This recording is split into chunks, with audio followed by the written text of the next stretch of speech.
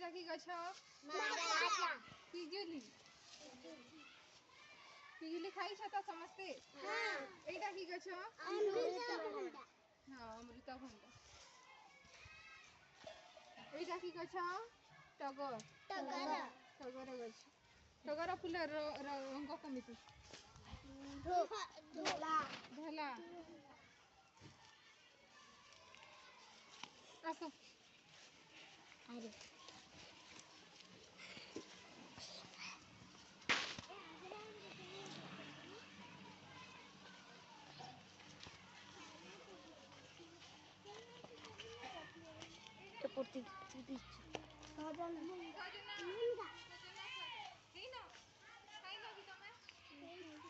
ଖାଇଛ ତ? ଏଇଟା କି ଗଛ?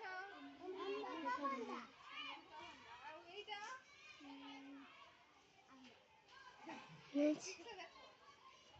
ପଣସ। ପଣସ ଖାଇଛ ତ? ଚାଲ ସେପଟକୁ ଚାଲ। ଆମ୍ବ ଖାଇଛ ସମସ୍ତେ? କେମିତି ରଙ୍ଗ? ଆମ୍ବର ରଙ୍ଗ?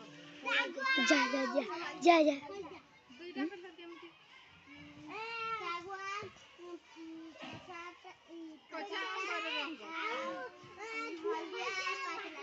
ପାଚିଲା ରଙ୍ଗ। ହଁ।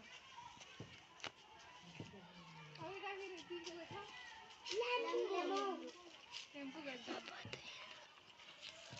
ଦେଖିଲ ସବୁ ଗଛ?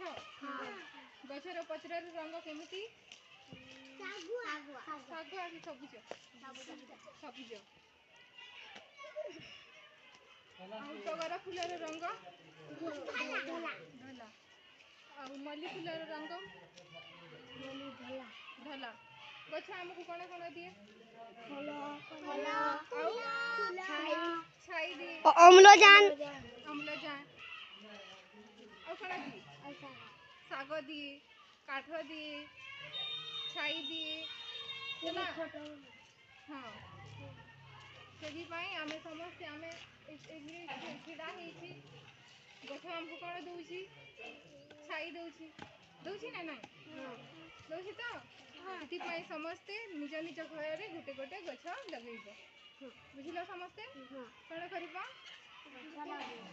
ଗୋଟେ ଗୋଟେ ଗଛ ଲଗେଇବ।